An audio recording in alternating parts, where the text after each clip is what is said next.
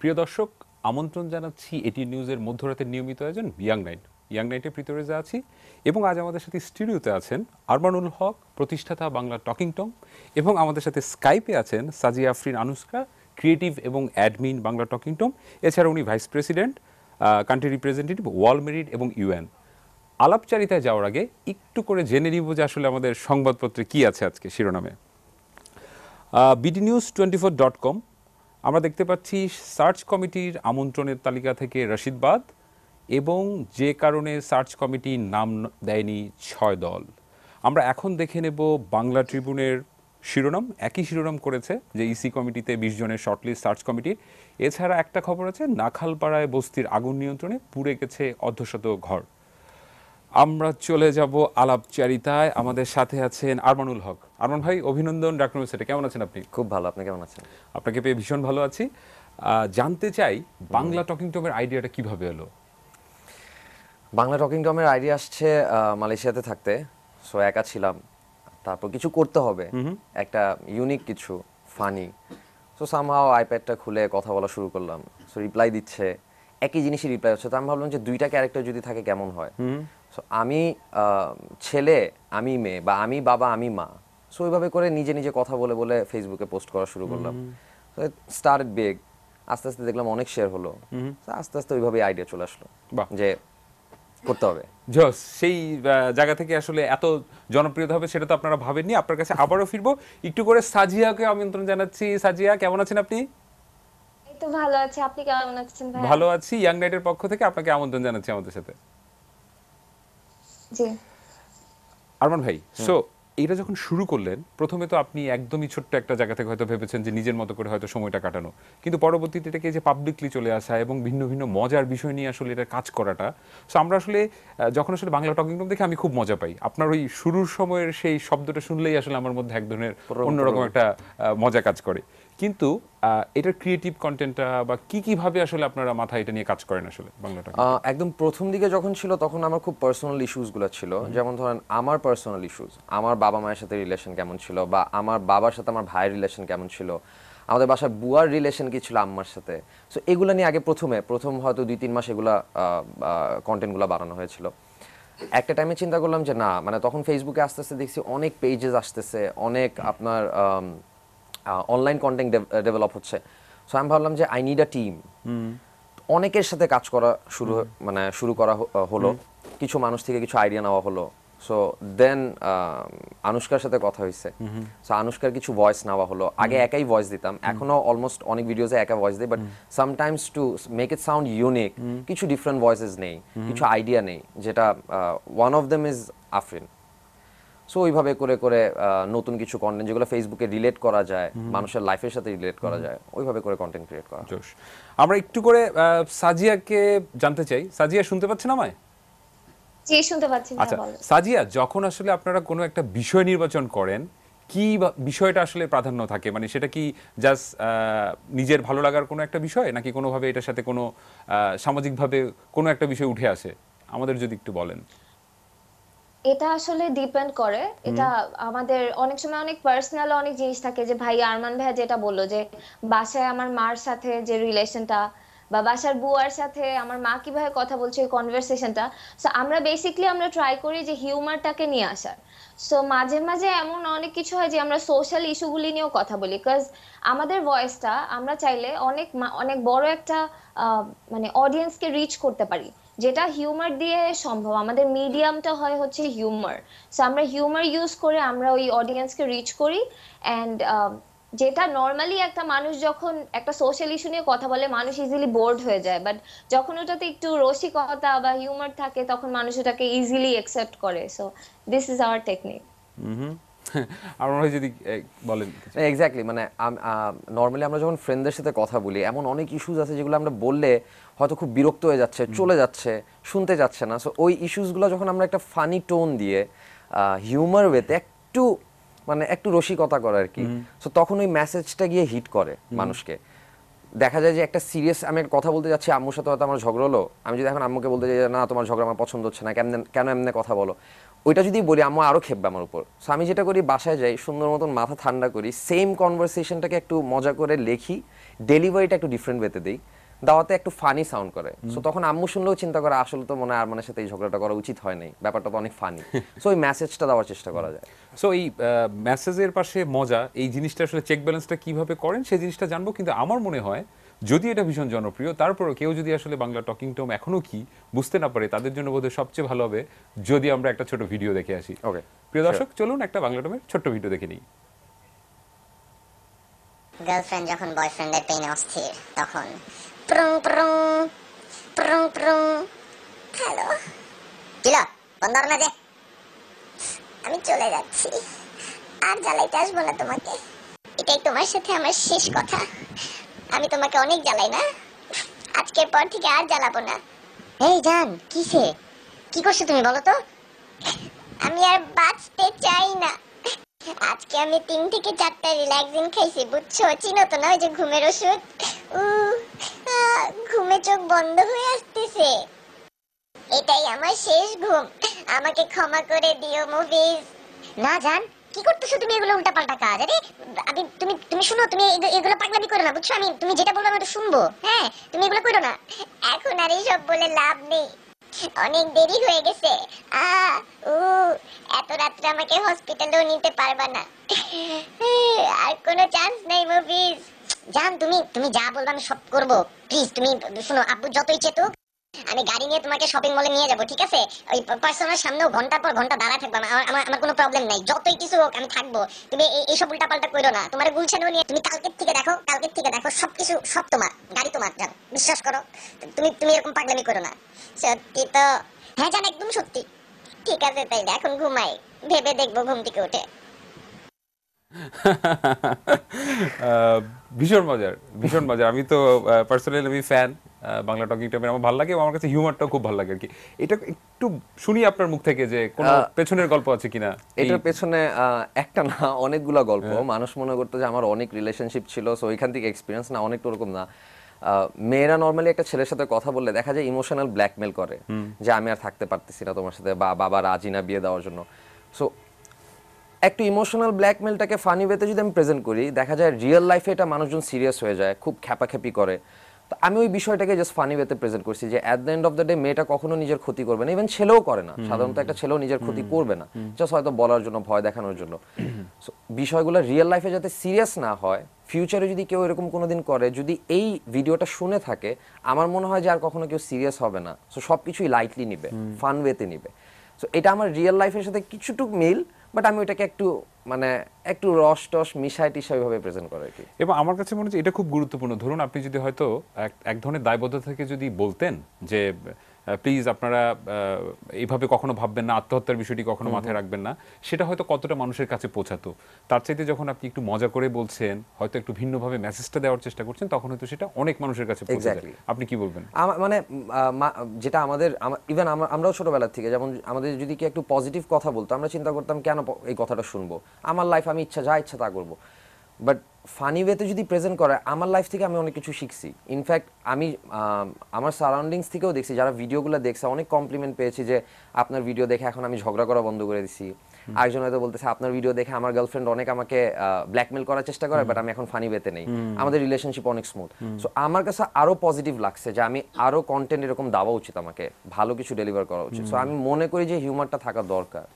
So তার মানে হচ্ছে যে শুধুমাত্র মানুষকে হাসানোটাই আসলে কখনো মূল উদ্দেশ্য ছিল না, এটার সাথে সামাজিক দায়বদ্ধতার জায়গা থেকে এমন কোনো বিষয়কে উঠিয়ে নিয়ে আসা যেটা আসলে এই হাসির মাধ্যমে আসলে মানুষের কাছে পৌঁছে দেওয়া। এক্স্যাক্টলি। আচ্ছা, সো সেই জায়গা থেকে কি আপনারা আর আমাকে আরেকটা উদাহরণ বা কোনো একটা বিষয় নিয়ে যদি একটু করে কথা বলেন যে এরকম কোনো একটা সমস্যা আপনাদের চোখে পড়েছে, তখন সেটা আসলে বাংলা টকিং টমের মাধ্যমে আপনি মানুষের কাছে পৌঁছে দিয়েছেন। যেমন পড়াশোনা নিয়ে আমাদের যেটা বাংলাদেশে একটু সেক্টরে একটু প্রবলেম হচ্ছে যে আপনার এডুকেশনে মানুষ জানে না আসলে কি পড়বে, সবাই একদিকে ঝুঁকে যাচ্ছে, BBA BBA BBA. At the end of the day যখন জবের জন্য যাচ্ছে, তাদের দেখা যাচ্ছে যে এক্সপিরিয়েন্সটার জন্য প্রিফার করে বেশি, যে আপনি কি 3 বছর এক্সপিরিয়েন্স, আপনি কি 5 বছর এক্সপিরিয়েন্স। এডুকেশন তো হয়তো প্রেফারেন্সে থাকে, বাট খুব মাইনর পয়েন্টে থাকে। সবাই বিবিএ এর দিকে ঝুঁকে যাচ্ছে।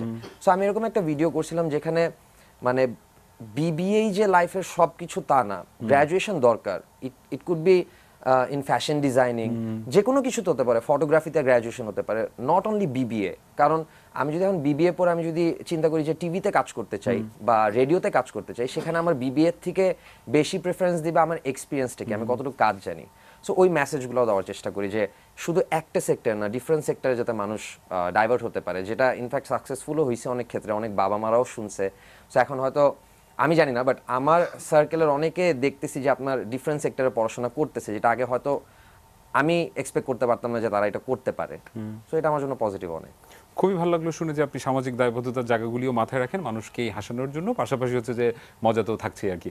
আমরা একটু করে আবার সাজিয়ার কাছে যেতে চাই। সাজিয়া, আপনি vice president, country representative, world merit এবং ইউএন, এবং আমি শুনে খুব অবাক, আমি আপনার বায়োগ্রাফি দেখছিলাম যে প্রায় 6,000-এর উপর মানুষ অ্যাপ্লাই করেছিল, সেখান থেকে আপনি একমাত্র বাংলাদেশি যিনি ইউএন এ বাংলাদেশকে প্রতিনিধিত্ব করেছেন। আমাদেরকে একটু করে বলবেন সেই ভালো লাগাটার কথা, নিজের দেশকে যখন ওইরকম একটা জায়গায় প্রতিনিধিত্ব করেন, কেমন ছিল অনুভূতিটা?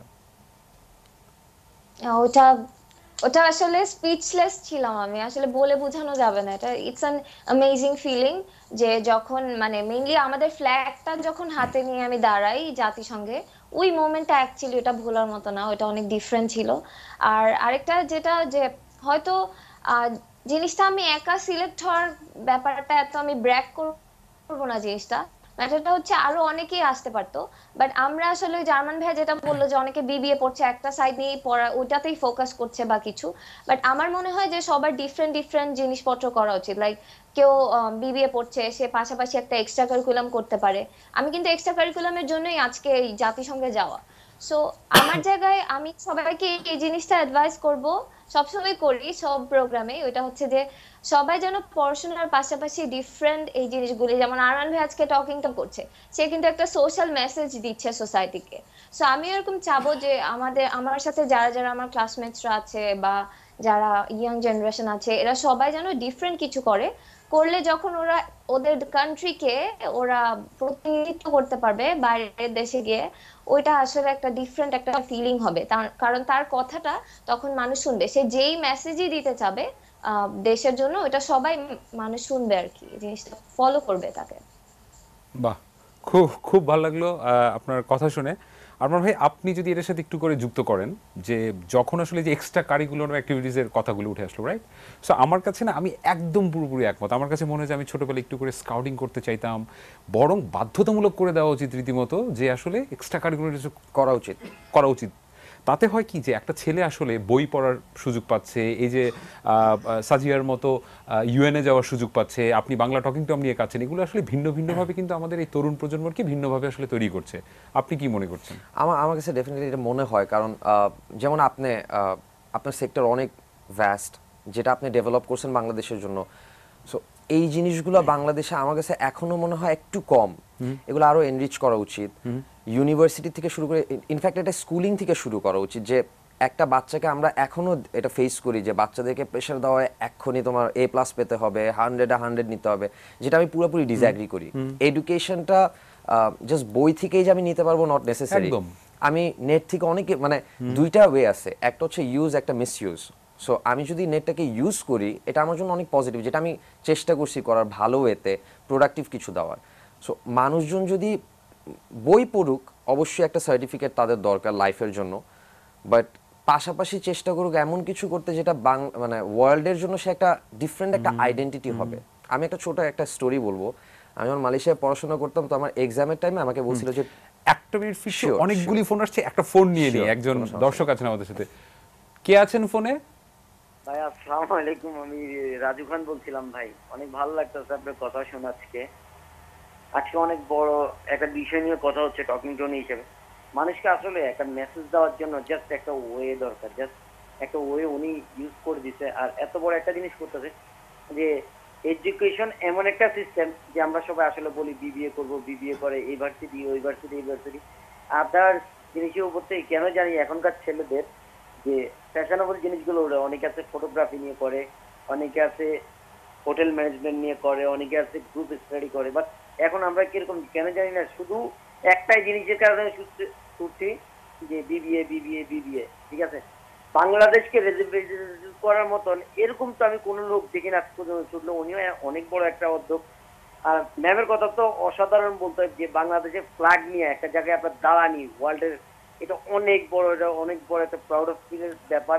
এটা সবার ভাগ্যে কিন্তু জোটে না। জি সেটাই, এবং আমরা বিশ্বাস করি যে আরমান উল হকের মতো, সাজিয়া আফরিনের মতো আরো তরুণরা বাংলাদেশকে দিন দিন ভিন্ন স্থানে আসলে নিয়ে যাবে।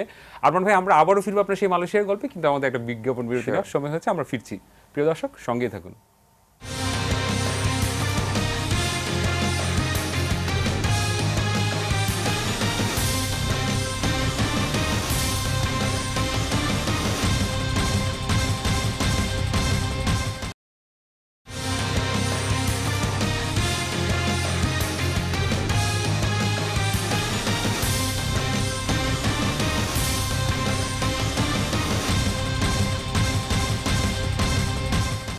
প্রিয় দর্শক, আবারও আমন্ত্রণ জানাচ্ছি ইয়াং নাইটে আমাদের সঙ্গে থাকার জন্য ধন্যবাদ। আমাদের সাথে আছেন স্টুডিওতে আরমানুল হক এবং আমাদের সাথে স্কাইপে আছেন সাজিয়া আফরিন।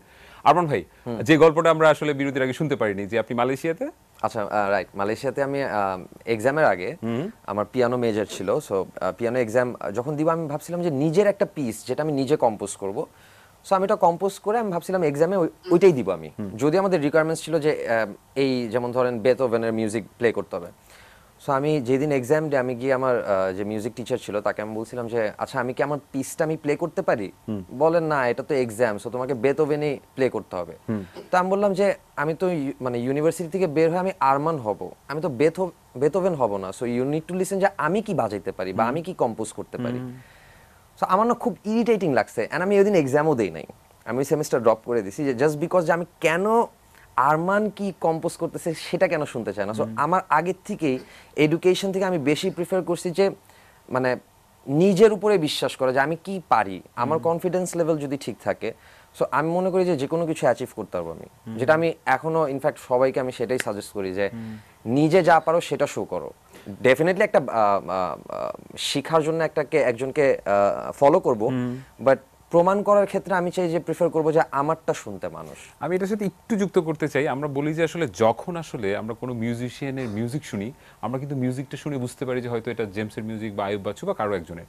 সো আমি কেন সবসময় আরেকজনের মতো হতে চাইবো, কেন আমি আসলে নিজের মতো করে হতে চাইবো না, এবং নিজের প্রতি সেই বিশ্বাসটাকে সেটা নিয়ে কাজ করবো না। Exactly. So আমার মনে হয় যে এটা খুব জরুরি, পড়াশোনা করার পাশাপাশি এক্সট্রা কারিকুলার অ্যাক্টিভিটি সহ প্রথম বোঝাপড়াটা আসলে নিজের সাথে করা আমাকে দিয়ে হবে, এবং আমি আসলে ভিন্নভাবে সবকিছু করতে মানে চাই। এক্সামটা যদি প্রত্যেকটা ইভেন স্কুলেও যদি এক্সামটা হয় যে পড়াবে সবারটাই, এন্ড অফ দ্য ইয়ার যখন এক্সাম হয় তখন যাতে আমি চাই একদম স্কুল লাইফ থেকে যে ওই বাচ্চাটা নিজে কি পারে, এত কিছু পড়াশোনা করে কি শিখলো, তার একটা আইডিয়া, ওইটা যাতে এক্সামে আসে, নট যে সারা বছর মুখস্থ করে গেল ওইটা আবার লিখলো। সো সেম থিং সৃজনশীল পদ্ধতি, যেটা বোধহয় এখন আমাদের শিক্ষা মাধ্যমে কিছু কিছু ক্ষেত্রে যুক্ত হয়েছে। নিশ্চয়ই আশা করছি যে সামনে আরো মজা করে নিশ্চয়ই সেটা থাকবে। আরমান ভাই, আপনি একটি বেসরকারি রেডিও স্টেশনে অনুষ্ঠান প্রধান হিসেবে আছেন, রেডিও ধ্বনিতে। সো একটু করে জানতে চাইবো যে রেডিওটা তো এখন দেখারও একটা বিষয় হয়ে দাঁড়িয়েছে। সো আপনি কি মনে করেন, রেডিওর যে একটা ব্যাপার ছিল, একটু রেডিও শোনা একটা ক্লাসিক্যাল ব্যাপার, সো সেই জায়গা থেকে যে এখন দেখার বিষয়টা, এটা কি যুগের সাথে তাল মিলাতে গিয়ে কি আমরা আসলে আমাদের মূল মজাটা নষ্ট হয়ে যাচ্ছে? আপনার দৃষ্টিতে কি? আমি রেডিও ধ্বনির কথা যেহেতু আসছে, আমি জাস্ট এটা যে ম্যানেজিং ডাইরেক্টর রাশিদুল হোসেন চৌধুরী রনি, উনি সুপার ক্রিয়েটিভ একটা মানুষ, এবং ওনার মধ্যে কোনো এমন কিছু নাই যে উনি বলে যে না এটা করা যাবে না ওটা করা যাবে না। ইনফ্যাক্ট আপনি দেখেছেন শোগুলো আমাদের প্রচুর ফ্রিডম দেওয়া। So, আমরা চিন্তা করছি যে এখন সবকিছু তো ডিজিটাল ওয়েতে চলে আসছে, স্টার্টিং ফ্রম ফেসবুক, টুইটার, সবকিছু ডিজিটাল ওয়েতে। সো মানুষ অডিও থেকে একটু ভিজুয়ালটাও প্রিফার করে, সো এটা বেশি অ্যাট্রাকটিভ হয়। অ্যাপসের মধ্যে যদি আমরা এখন ধরেন আপনার ভিডিওটা কানেক্ট করি, মানুষ শোনার পাশাপাশি একটু আগ্রহ জাগে যে মানুষটা কথা বলতেছে তাকে একটু দেখার চেষ্টা করি। হ্যাঁ, যদি আমরা অনেক অবজেকশন এরকম পাই যে রেডিও মানে কি, রেডিও তো মানে শুনবো, রেডিও তো মানে দেখা না।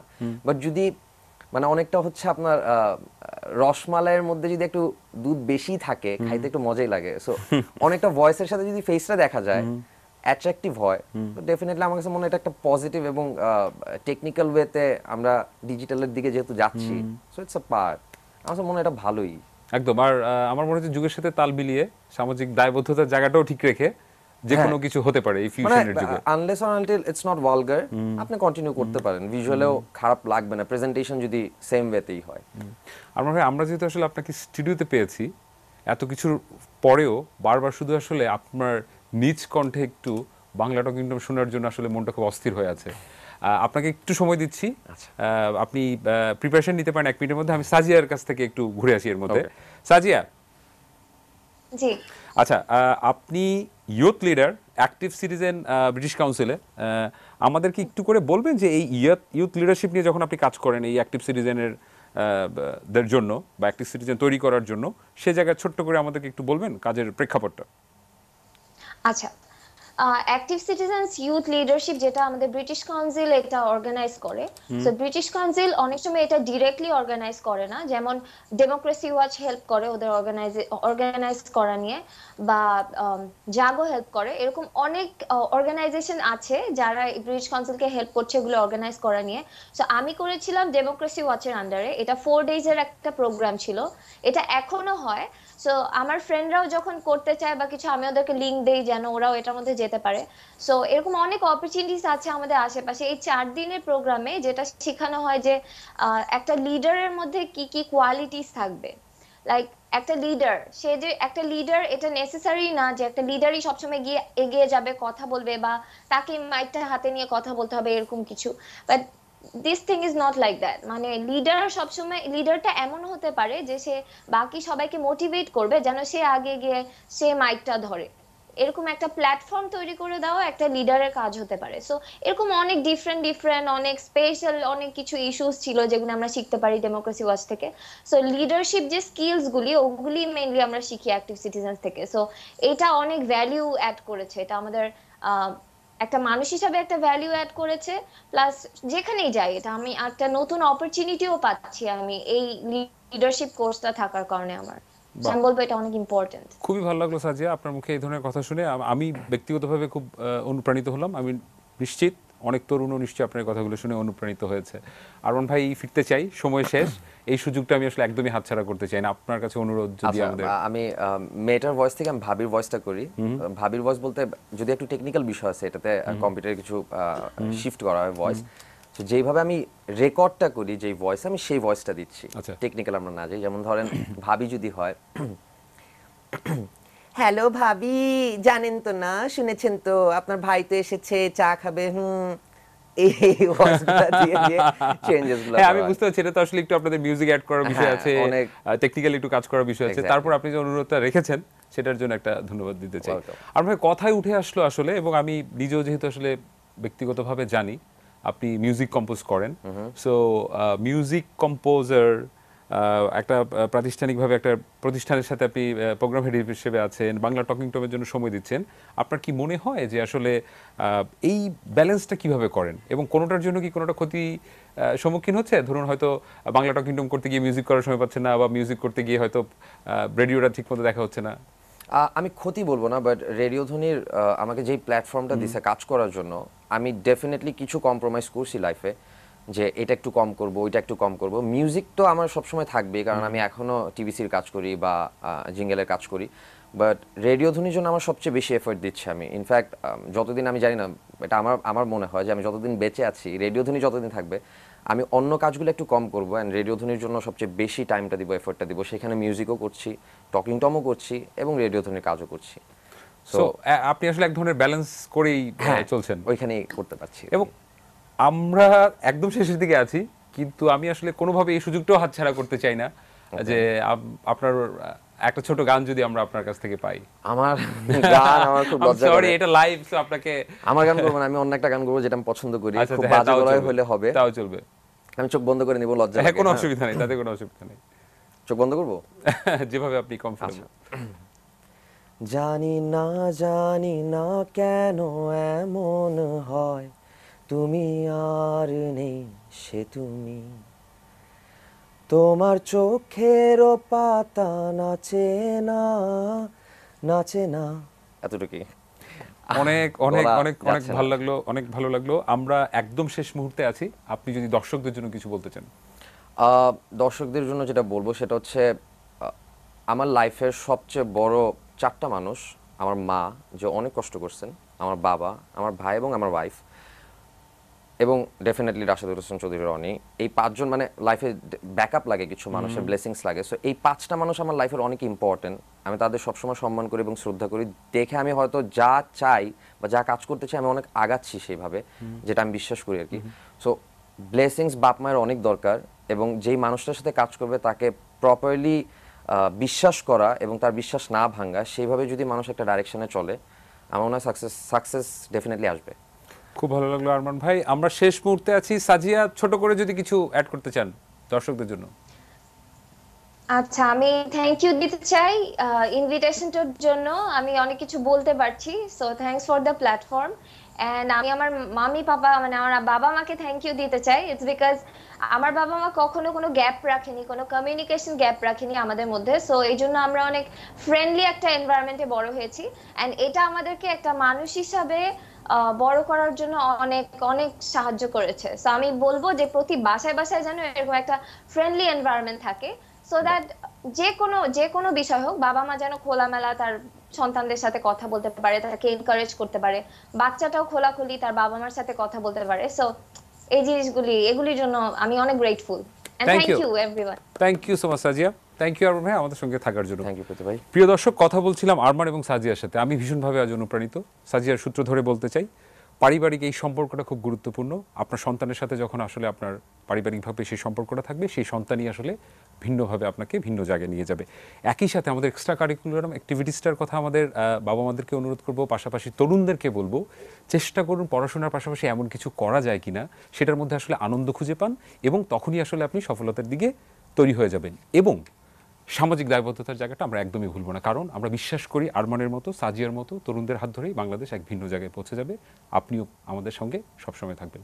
শুভরাত্রি।